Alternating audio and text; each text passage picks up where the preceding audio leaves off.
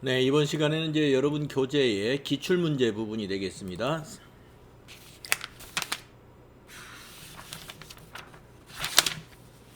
최신 기출문제 331페이지 펴주시고요.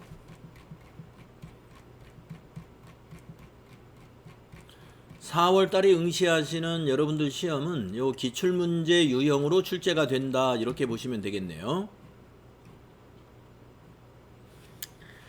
자, 제42회 기출문제에 먼저 실무 이론 평가 문제 15문제 먼저 풀겠습니다. 네. 실무 이론 평가 문제 15개 풀이 같이 한번 해보도록 하겠습니다. 아래 문제에서 특별한 언급이 없으면 기업의 보고기간은 매년 1월 1일부터 12월 31일까지입니다. 또한 기업은 일반 기업회계 기준 및 관련 세법을 계속적으로 적용하고 있다고 가정을 하고 물음에 가장 합당한 답을 고르시기 바랍니다. 네. 이론 문제 앞부분은 항상 이렇게 되어 있어요.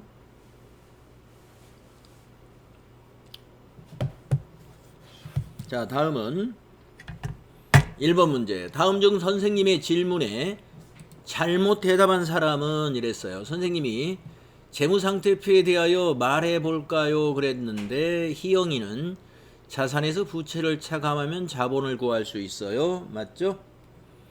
재무상태표는 유동성이 큰 항목부터 배열하는 것이 원칙이에요. 맞습니다. 다에 정상 영업주기 내에 판매되더라도 보고기간 종료일로부터 1년 이내에 판매되지 않는 재고자산은 비유동자산으로 분류해야 한다. 틀렸습니다.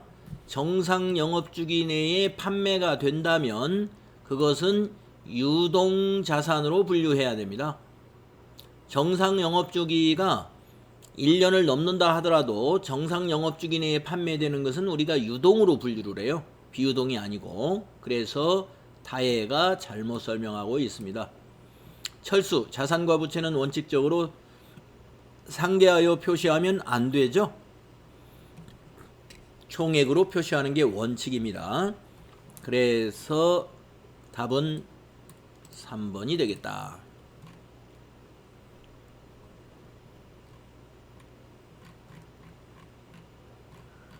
다음은 2번 문제 보겠습니다.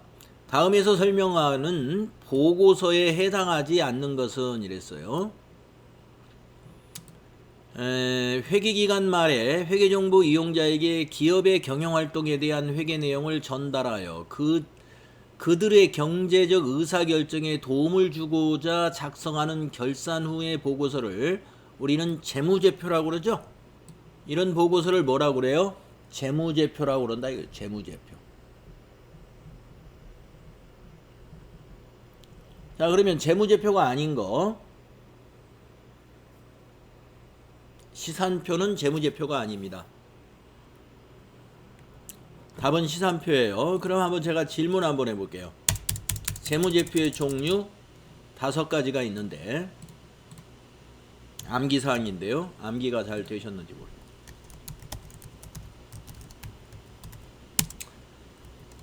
자, 재무제표의 종류를 제가 누구한테 한번 물어볼까요? 홍춘희 씨한테 한번 물어보겠습니다. 재무제표의 종류가 어떻게 되나요? 재무상태표, 네, 손익계산서, 네, 자본변동표, 네, 현금흐름표, 네. 주석. 네, 잘했습니다. 이렇게 5가지입니다. 재무제표의 종류, 이거 암기하셔야 돼. 재무상태표, 손익계산서, 자본변동표, 현금흐름표, 주석. 그래서 시산표는 우리가 그 결산 전에 재무제표를 만들기 전에 차변 대변이 일치하고 분계나 전기가 잘못된 게 없는지를 확인해 보는 그런 표에 해당이 됩니다. 그래서 시산표는 재무제표는 아니에요. 외부에 공표하는 서류가 아닙니다. 다음은 3번 보겠습니다. 다음 중 결산 시 자본에 영향을 주지 않는 거래는 이랬어요.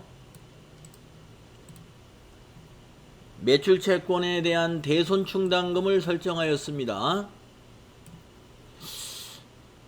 그러면 차변의 대손상각비, 대변의 대손충당금인데 대손상각비는 비용을 발생시키기 때문에 나중에 기말에 당기순이익이 줄어드니까 기말자본이 달라집니다.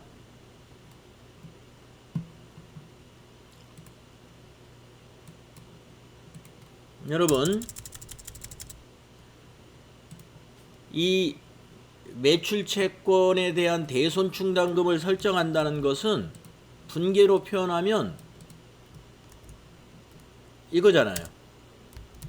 차변의 대손상각비, 대변이 대손충당금. 그래서 이 대손상각비가 뭐예요? 비용 발생이지 않습니까? 여러분, 비용이 발생하면 어떻게 된다? 이익이 감소된다. 이익이 감소되면 어떻게 된다? 자본이 감소된다. 자본이 줄어든다 이거예요. 그 다음에 2번 재고자산의 평가손실을 인식하였다. 재고자산의 평가손실은 뭐다? 매출원가죠? 비용이에요. 그러니까 이 재고자산의 재고자산의 평가손실을 인식한다는 말은 차변에 재고자산 평가손실, 대변에 재고자산 평가 충당금, 이런 분계거든요. 재고자산 평가손실은 뭐예요? 매출원가예요. 매출원가는 뭐예요? 비용이죠. 비용 발생. 그렇기 때문에 저 위에 있는 이 자본이 감소한다는 거하고 같은 거예요. 그 다음에 세 번째, 외상매입금을 현금으로 지급했습니다. 자, 외상매입금을 현금으로 지급하면 분계가 어떻게 돼요? 차변의 외상매입금, 대변의 현금이죠. 외상매입금 차변에 들어가면 부채가 감소되죠. 대변의 현금은 뭐예요? 자산이 감소하죠. 아무런 자본하고 아무런 관계가 없네요. 그래서 답은 영향을 주지 않는 거, 외상매입금을 현금으로 지급한다. 부채 감소, 자산 감소는 자본에 영향이 없어요. 그러면 4번을 보겠습니다. 기간 경과분 미지급 이자를 계상하였다. 이자, 기간 경과분 미지급 이자라는 건 이자 비용을 계상한다는 것이잖아요. 그러면 이자 비용을 계상하는 분계가 어떻게 돼요? 차변에 이자 비용, 대변에 미지급 비용, 이렇게 결산 분계하죠. 차변의 이자 비용이 뭐예요? 비용 발생. 대변의 미지급 비용은 부채 증가이죠. 여러분, 비용 발생이 되면 어떻게 된다고요? 아까 여기 비용이 발생되면 이익이 감소한다. 이익이 감소되면 자본도 감소한다. 예, 그렇기 때문에 이것은 자본에 영향을 줍니다. 요 분계는. 그래서 3번의 문제는 바로 3번이 되겠습니다. 외상매입금 현금 지급은 자본에 영향을 주지 않는다. 이해가 되셨나요?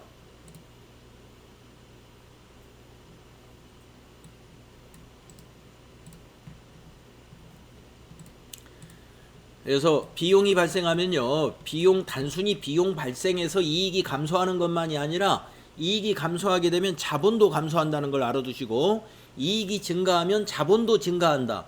이렇게 알고 계셔야 됩니다.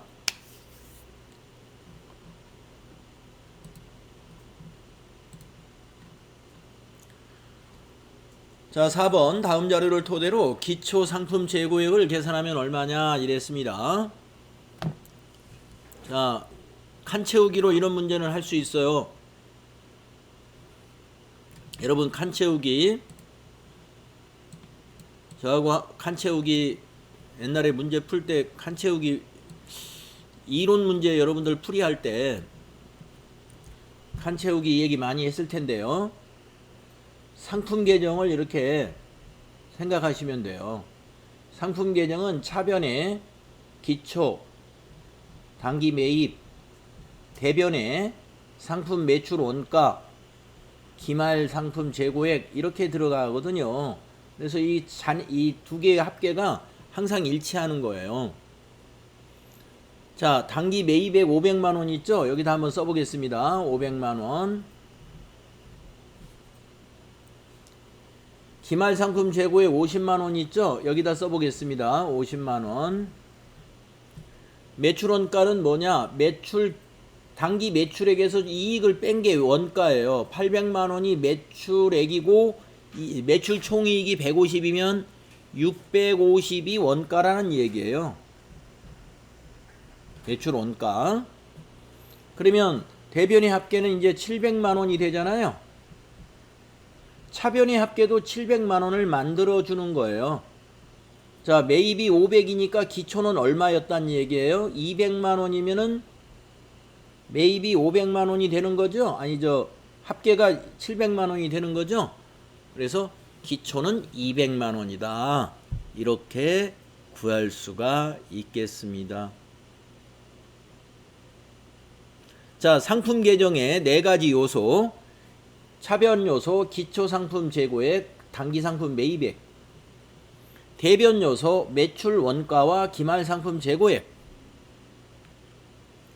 이 두 개의 차변 합계와 대변 합계는 항상 일치하다.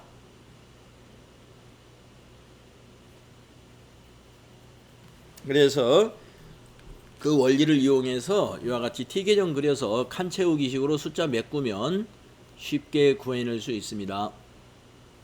답은 2번이죠.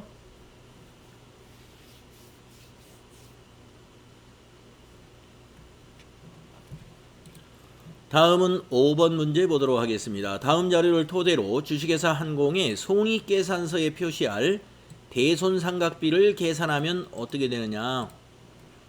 대손상각비 손익계산서로 가는 거죠. 비용이니까. 자, 전기말에 대손충당금이 4만 원이고요. 단기말에 매출채권은 150이고요. 단기 중 6만 원의 매출채권의 대손이 확정이 되어 대손 처리를 하였답니다. 단기 중에 대손 처리를 했다. 그러면 6만 원을 대손 처리할 때 전기말 대손충당금 4만 원 다 없어졌겠네요. 그리고 2만 원은 대손상각비로 갔겠네요. 모자라는 2만 원이. 그러면 대손상각비 2만 원 벌써 갔어요. 우리 여러분 대손 처리할 때 어떻게 합니까? 대손 충당금 있는 거 먼저 상계하고 모자라는 것은 비용 처리하잖아요. 그때 비용 처리할 때 대손상각비 처리하죠. 그래서 여기서 2만 원 갔습니다. 대손상각비로. 그 다음 요거 보겠습니다. 주식회사 한공은 기말 매출채권 잔액의 5%를 대손충당금으로 추정을 한답니다. 자, 지금 현재 대손충당금 하나도 없어요. 기말 매출채권의 5%면은 지금 기말 매출채권이 여기 나와 있잖아요. 150만 원. 150만 원의 5%를 대손상각비로 잡아야죠. 그리고 대변은 대손충당금. 그러면 150만 원의 5% 계산기 가지고 두들겨 봅니다.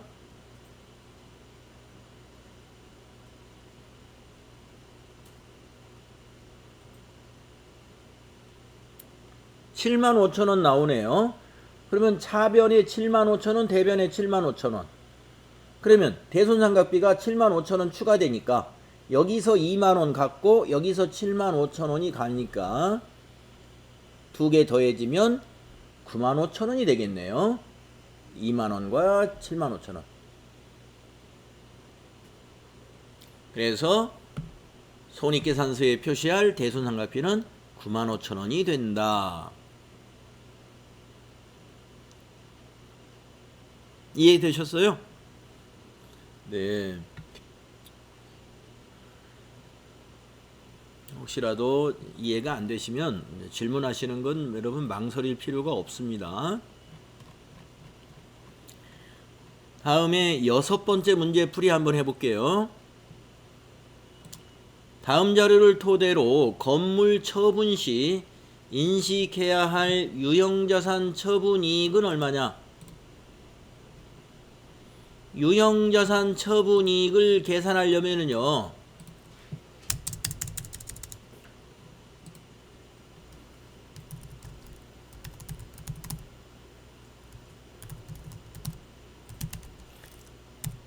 처분 금액에서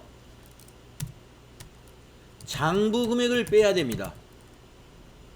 그런데 장부 금액을 구할 줄 알아야죠. 장부 금액을 구하려면 취득 금액에서 감가상각 누계액을 빼야 됩니다.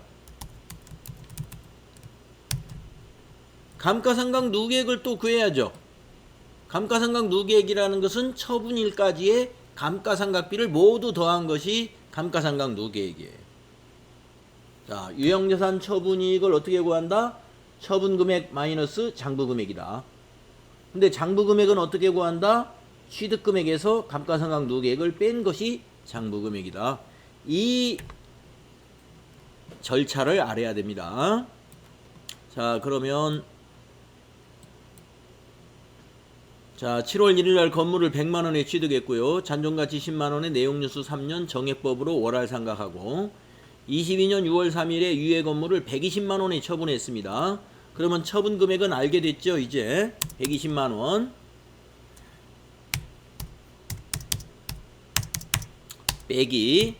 자, 장부 금액을 구하려면 취득 금액 얼마에 취득했어요? 100만 원에서 빼기 감가상각 누계. 자, 감가상각을 해보겠습니다. 작년 7월 1일 날 샀고 잔존가치 10만 원이니까 90만 원을 상각하는데 내용연수 3년이면 1년에 30만 원씩이에요. 연간. 그래야 3년에 90만 원을 상각하죠. 그런데 우리가 언제 팔았냐면은 올해 6월 30일 날 팔았으니까 취득하고 딱 1년 만에 팔았어요. 7월 1일부터 6월 30일까지니까. 그러면 30만 원이 감가상각 누계액입니다. 자, 그래서 감가상각 누계액 30만 원. 1년치. 이렇게 하면 어떻게 됩니까? 120만 원에서 70만 원을 빼면 되는 거죠. 장부 금액이 70만 원인 거예요. 그러면 50만 원 이익 받네요.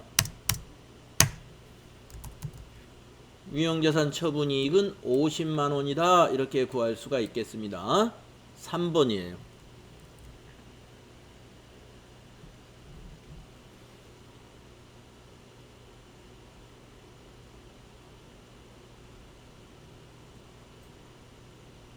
구할 수 있죠?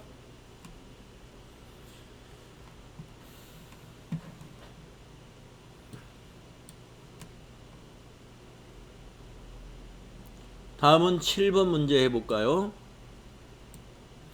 당기의 지출 관련 자료가 다음과 같을 때 판매비와 관리비는 얼마인가 이랬어요. 판매비와 관리비만 여기서 체크해 볼까요? 상품 매입 시 운반비는 조영란 씨에게 한번 물어보겠습니다. 상품 매입 시 운반비는 판매비와 관리비일까요? 아닐까요?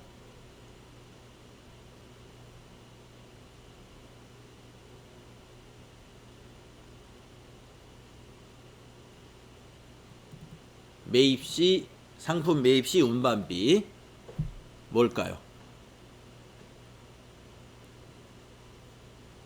매입 시 운반비.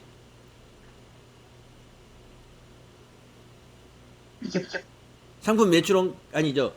판매 관리비는 아닙니다. 네. 판매 관리비는 아니에요. 왜냐하면 판매가 아니니까 판매 관리비라는 것은 판매로 인해서 발생하는 비용들이 판매 관리비예요. 네. 아니에요. 이거는. 그러면 뭘까요? 상품 매입 시 운반비는?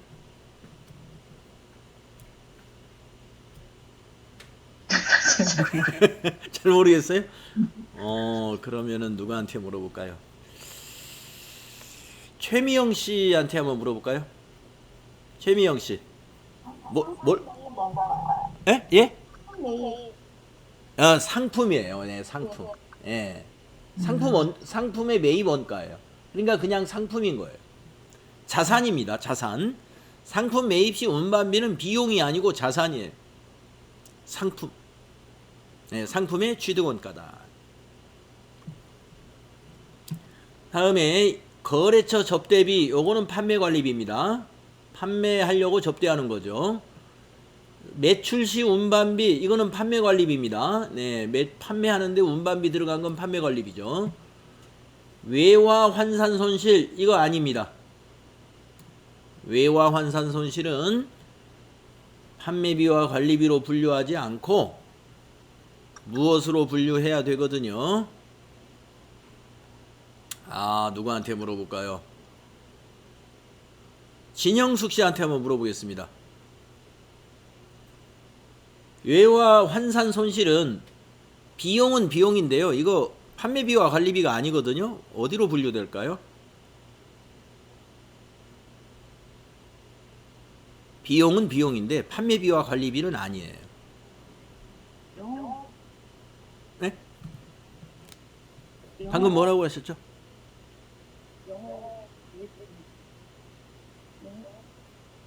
볼륨이 조금 작아가지고 소리가 잘 안 들리는데.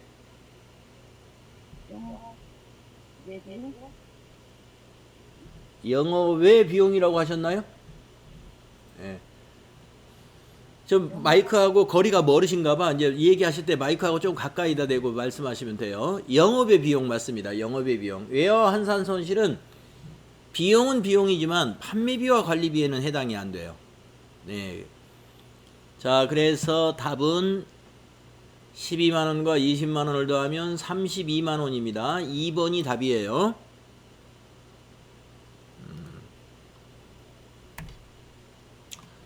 자, 다음은 8번 문제로 가보겠게요. 8번 문제.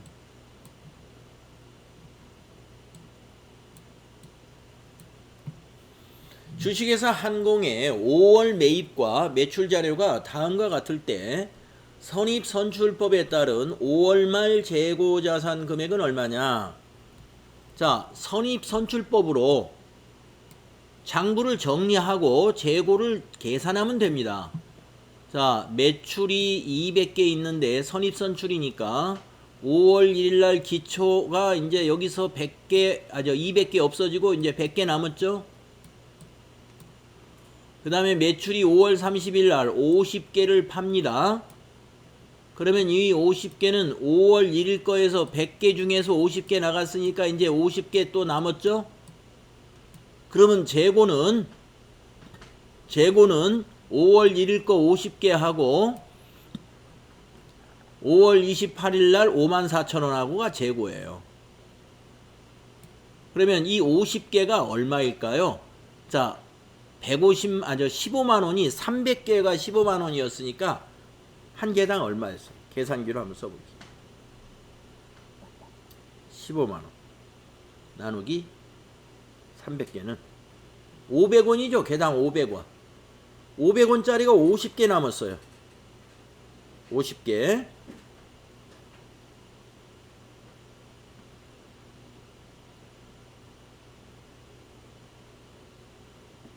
(500원짜리) 50개. 그러면 25,000원이죠. 여기 재고가 25,000원하고 여기 54,000원 더하면 돼요. 79,000원이다 이겁니다. 79,000원.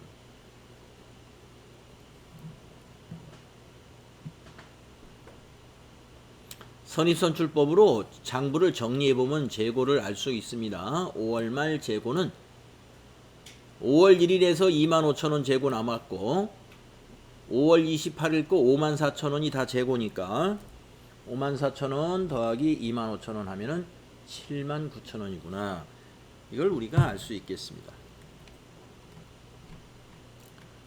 자, 다음은 9번 문제로 가보겠습니다. 다음 주식회사 한공의 2022년 12월 31일 결산시 회계 처리로 옳은 것은 이랬습니다. 2022년 12월 31일 결산시 회계 처리라 이랬어요.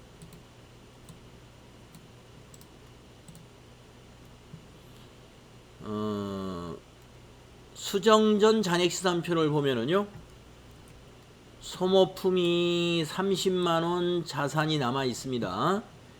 회계기간 말 소모품 미사용액은 12만원이랍니다. 30만원 잡혀 있는데 미사용액이 12만원, 이거 12만원으로 고치려면 어떻게 해야 돼요? 18만원을 줄여줘야 되겠죠? 자산을 줄이려면 대변에 기록해야죠.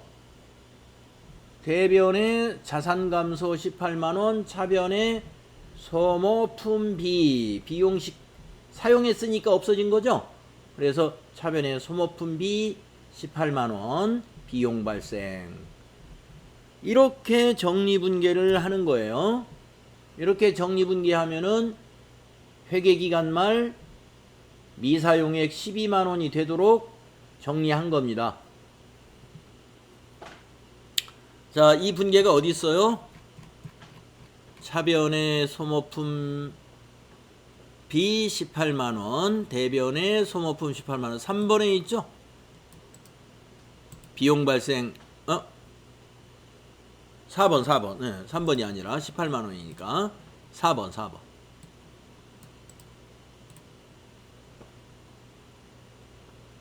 맞죠?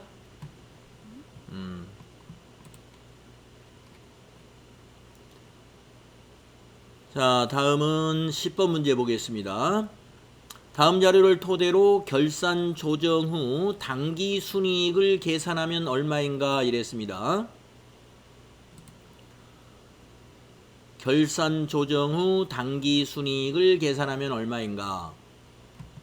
자, 결산 조정 전에 당기 순이익은 얼마예요? 1000만원이라고 그랬습니다. 결산 조정 사항 은행 예금 이자 수익 미계상분 120만원이 있습니다. 은행 예금 이자 수익, 그러면 이자 수익을 발생시켜라 이런 얘기죠. 이자 수익을 발생시키면 이익은 이건 증가하는 거예요. 다음 임대료 선수분 300만원이 있습니다. 임대료가 수익인데 선수분이래요. 그러면 수익에서, 당기 수익에서는 취소시켜야 된다는 얘기죠. 내년도 수익으로 이연시키는 거예요. 이건 수익의 이연. 자, 당기의 수익에서 취소시키면 이거는 이익이 마이너스 되는 거죠. 플러스 120만원 마이너스 300만원 하면은 마이너스 180만원이 되죠. 그래서 1000만원에서 마이너스 180만원 하면은 답이 되는 거죠. 네, 그래서 1000만원에서 180만원을 빼보세요. 820만원이 되는 거죠.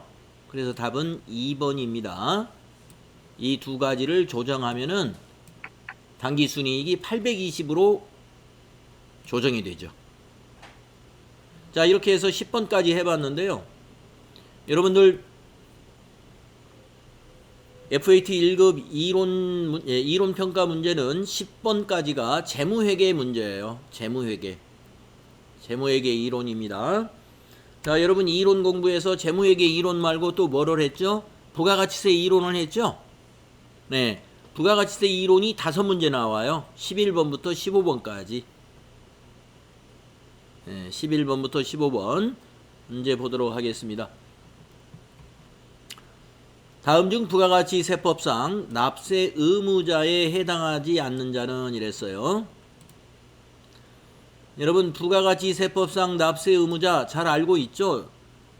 소비자가 납세 의무자가 아니고 사업자죠, 사업자. 네, 그런데 우리가 사업자가 아닌 개인도 부가가치세 납세 의무가 발생할 때가 있어요. 개인이 부가가치세 납세 의무가 발생할 때가 있는데 혹시 아시나요? 최승현 씨 혹시 아시는가요? 부가가치세 납세 의무자는 사업자인데 사업자가 아닌 비사업자가 납세 의무가 있을 때가 있습니다. 언제일까요? 마이크 키시고.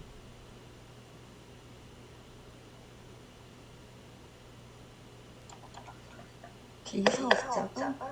비사업자가 부가가치세 납세 의무가 있을 때가 있어요. 평소에는 없는데 아주 특별할 때 있거든요. 비사업자가. 모르겠네요. 아, 모르시겠어요? 아시는 분? 아시는 분 마이크 켜고 한번 답변해 보시죠. 개인이 납세 의무가 있을 때가 있습니다. 재화를 수입할 때? 응? 재화를 수입하는 예, 수입하는 경우. 네. 밑에 사건. 맞습니다. 재화를 수입하는 자. 재화를 수입하는 자는 꼭 사업자만 수입하는 게 아니죠. 개인도 수입할 수가 있어요. 개인도. 예, 우리가 개인이 직접 구매할 때 해외로부터 그럼 이제 그 개인이 부가가치세 납세 의무가 됩니다. 자, 그러면 해당하지 않는 자는 뭐냐? 영세율을 적용받는 자 납세 의무자입니다. 영세율도 우리가 부가가치세 신고를 해야 되기 때문에 납세 의무자. 간이과세자도 납세 의무자입니다. 해당하지 않는 자는 면세사업자. 면세사업자는 부가가치세법상 아무런 의무가 없습니다.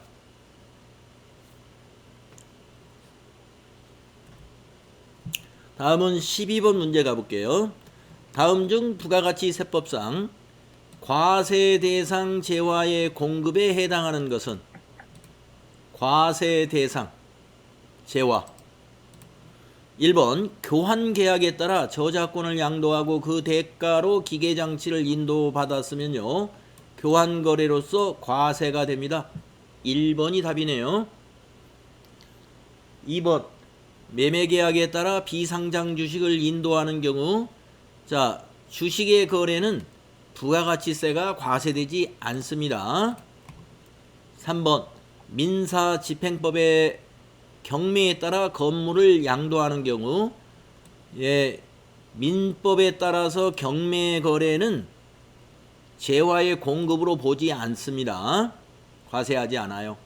다음 4번 대가를 받지 않고 다른 사업자에게 견본품을 인도하는 경우 견본품이 뭐예요? 샘플을 주는 거에 대해서는 재화의 공급으로 보지 않습니다. 그렇기 때문에 과세가 아니죠. 1번 교환거래 과세합니다. 다음 13번 보겠습니다. 다음 중 부가가치세법상 영세율에 대하여 바르게 설명하고 있는 사람 수정이 부분 면세 제도에 해당합니까? 아니죠. 완전 면세입니다. 영세율은 부분 면세는 저기에요. 면세 제도가 부분 면세입니다. 소위 재화를 수출하는 사업자에 한하여 적용할 수가 있어. 영세율 맞습니다. 재화를 수출하는 사업자에 한하여? 한하여. 수출하는 경우도 하지만 국내 거래에도 일부 영세율을 적용을 하고 있는데 일단 더 보겠습니다. 인거리 매입 시 부담한 매입세액을 공제 또는 환급받을 수 있어. 그렇죠. 매입세액 공제 받는 것이고 그 다음에 매입세액이 더 많고 매출세액이 적으면 환급받죠. 인거리 확실히 맞았습니다. 다음 현황 영세율을 적용하는 공급가액은 과세표준에 포함하지 않아. 왜요? 영세율 적용되는 공급가액은 과세표준이죠. 그래서 영세율 사업자 세금이 없다 하더라도 과세표준 신고를 하잖아요. 포함하지 않는 게 아니라 과세표준에 포함됩니다. 자, 그래서 바르게 설명한 사람은 인걸입니다. 소위가 왜 틀렸냐면은 재화를 수출하는 사업자에 한해서 적용할 수 있다. 재화를 수출하는 사업자에게 적용할 수 있어 하면 되는데, 한해서라는 것은 수출하는 경우에만 영세율 적용한다는 말이 되니까 거기 조금 틀렸어요. 우리가 수출하지 않고 국내 거래에서도 내국 신용장에 의해서 영세율 적용하기도 하고, 그 다음에 외국 공관에 판매하는 것도 영세율 적용해주고 그러잖아요. 그래서 답은 인거리가 답입니다. 답인데 인거리가 답이에요. 자, 다음 14번 보겠습니다. 다음 자료를 이용하여 가방 도매업을 영위하는 주식회사 한공의 2022년 제1기 애정신고 기간에 대한 부가가치세 과세 표준을 계산하면 얼마냐? 주어진 자료의 금액은 부가가치세가 포함되어 있지 않은 금액이다. 1기 예정신고면은 1월부터 3월까지니까 날짜는 다 해당이 되나요? 네, 날짜는 기간에 해당이 되네요. 판매 장려용 증정품, 판매 장려용 증정품 사업상 증여로서 과세가 됩니다. 시가로 과세합니다. 과세표준 시가로 적용합니다. 다음 가방 수출액 과세표준이죠. 영세율도 과세표준이라고 그랬죠. 연체이자 수령액, 연체이자는 과세표준에 포함시키지 않습니다. 그래서 여기서 과세표준은 요 두 개를 더하면 되겠습니다. 900만 원이니까 4번이죠. 다음 마지막 문제 보겠습니다. 사업자가 부담한 다음에 매입세액 중 매출세액에서 공제할 수 있는 것은 이랬습니다. 자, 매입세액 중에서 매출세액에서 공제할 수 있는 것, 즉 공제할 수 있는 매입세액이 어느 거냐 이런 얘기죠. 토지의 형질 변경 관련된 매입세액은요, 토지의 자본적 지출에 해당이 되죠. 매입세액 공제 못 받습니다. 2번 거래처에 접대할 목적으로 취득한 재화와 관련된 매입세액은 접대비 관련 매입세액 공제 못 받죠. 3번 과세사업에 사용하기 위하여 취득한 화물차의 유지와 관련된 매입세액, 자, 과세사업에 사용됐으니까 매입세액 공제가 되고, 화물차는 승용차가 아니므로 매입세액 공제가 가능합니다. 3번 되겠습니다. 4번 면세재화인 도서를 제작할 목적으로 구입한 종이 관련 매입세액, 면세사업에 사용되는 구입 매입세액은 공제받지 못합니다. 따라서 공제 가능한 매입세액은 3번 뿐이었습니다. 답이 3번이죠. 자, 이렇게 해서 우리가 최신기출문제 FAT 1급 제45회 이론 풀이 문제 15개 풀어봤는데요. 여러분들 풀이 내용 중에서 질문 놓치신 거 있으면 지금 질문해 보실래요?